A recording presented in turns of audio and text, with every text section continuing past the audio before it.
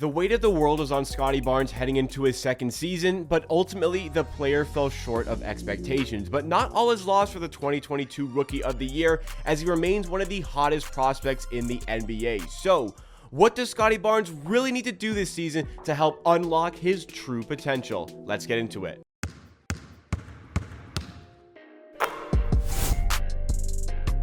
This is Amateur Hour Sports, where it is all Toronto Raptors all the time. So make sure you're subscribed to the channel and drop a like if you do find yourself enjoying it along the way. As of right now, I am on vacation when this video is released, and I recorded this video on October 4th, so anything that happened between October 4th and this video getting released is known to you, the viewer, but not known to me at the time of creating the video, so spare me if anything is incorrect, but that shouldn't factor into this video because we're going into a deep dive on Scottie Barnes and the 3 key things he needs to execute this season to help unlock his true potential in the NBA, because the Raptors are very high on Scottie Barnes, as is the fan base, and as they should be. The Toronto Raptors front office was a lot higher on Scottie Barnes than maybe we expected going into the 2021 NBA entry draft, when all signs were pointing towards the Raptors selecting Jalen Suggs with the 4th overall pick in the draft. The front office looked in a different direction and went with Scottie Barnes. It was met with criticism, it was met with surprise, but nobody was criticizing that when Barnes went on to win, as I mentioned, the 2022 Rookie of the Year. So naturally, the fan base, NBA fans in general, were very high on Scottie Barnes heading into his sophomore season. But even though it was a fine season, even though you could say even it was a good season, it wasn't quite to the expectations that were set for him after that rookie season where he performed so amazingly. Scottie Barnes kind of flatlined in some certain categories. Yes, he improved in some others, but he also regressed in some categories. So we need to try and get Scottie Barnes back on track, back on the path to success, and eventually becoming what Raptors fans hope, the franchise player for this team, becoming the best player for this team. Maybe you could say he's the face of the franchise, but he is not the best player on this team as long as Pascal Siakam is still kicking it about over here. So what is Scottie Barnes going to have to do to eventually become what we hope to be that first option, the player that we can build this team around? I'm going to provide you the 3 things that I think are the most important for him heading into year number 3 and beyond. So the first thing that I think is the most important thing that Scottie Barnes needs to work on heading into the season is the conditioning. This is something that he mentioned at the end of last season. It's something as well that Nick Nurse mentioned, and something as well that even Fred VanVleet may have hinted at. Now, I understand Nick Nurse and Fred VanVleet are no longer with the team, but they wanted the best for Scottie Barnes, and something that they addressed was the fact that Scottie Barnes really can be as good as he wants to be if he puts in the work to do it. And I think one of the biggest things for Scottie Barnes is that conditioning. The conditioning, I'm not saying that he's not fit, I'm not saying that it's very problematic here, but where we see Scottie Barnes at his best is when he is showing the aggression. And he typically showed that aggression last NBA season when we got to close games in the 4th quarter. Now, it's not a problem that one of the players that you want to succeed and grow with the team is a very adept and talented 4th quarter player, but we also need to see it for the first 3 quarters, because there was many games where it's not close in the end because we really could have used Scottie Barnes going up until that point. Now, he did showcase some certain things here and there once again in the 4th quarter, shades of that greatness, but I think if there is a higher conditioning level for Scottie Barnes going into the season, we can see that motor drive him all throughout the 48 minutes rather than just the final 12 minutes. That's going to be such a boost for this team, especially heading into a season where Barnes is going to become much more of a ball-dominant player. Last season, obviously, Fred VanVleet as the point guard took a lot of the ball-handling reps. That's going to be different here.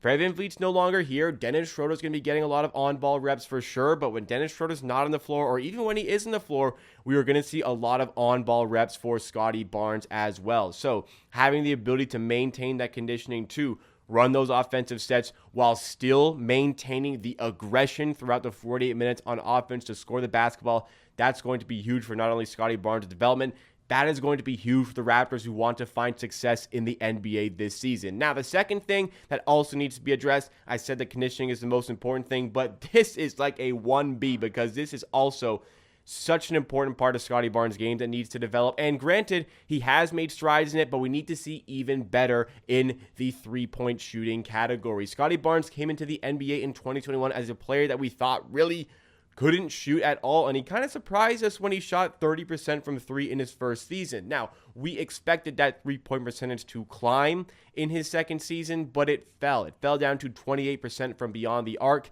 and it fell to a point where 3-point percentage, it isn't necessarily just about like your efficiency. Obviously, your efficiency, your percentages, those things are important, but what's equally as important when it comes to your outside threat is the respect that other teams give, or the lack of respect that other teams give you. And for Scottie Barnes, it certainly was a lack of respect. He was often left wide open on the perimeter. Sometimes in the on-ball sets, he was given the Draymond Green / Russell Westbrook / Ben Simmons treatment, where his primary defender would just sag back, almost like sitting in the paint, acting as an extra defender to clog up the inside, because there was absolutely no threat of Scottie Barnes shooting from the outside. And that could lead to a little bit of problems.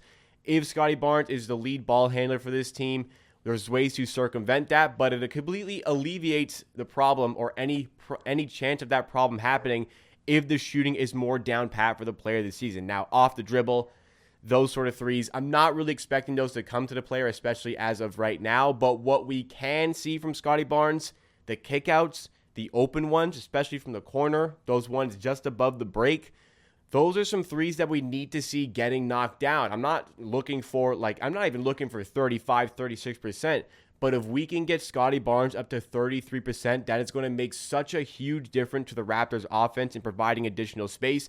And that's just going to make a huge difference to his game as well, because when you kick out to him, you actually have to go contest. You actually have to go defend. And with his incredible handling, his incredible athletic ability, now he has so much more room to blow by the defender and get on the inside. But if you're caught cheating, you don't go out there and contest, he's good enough to knock down a serviceable amount of those shots from the outside. That is going to be huge for the Raptors, especially after losing one of their highest volume 3-point shooters in Fred VanVleet last season. Not a ton of shooting on this team, so we need a lot of people to step up. That includes Scottie Barnes, and if everybody chips in a little bit, it's going to make the world of a difference to this team. Scottie Barnes absolutely including that, especially at his age. We need to see him go above 30% from 3. The final thing that Scottie Barnes needs to improve to help unlock his potential for the upcoming season is the defensive levels. And this may go hand in hand a little bit with the first thing I talked about, which was conditioning, where we need to see that motor, but we need to see that motor on both ends of the floor as well. We need to see more of a disruptor in Scottie Barnes. The reality is this guy is 6'9", and when the Raptors measured him ahead of the draft, they measured his wingspan at 7'4". 6'9".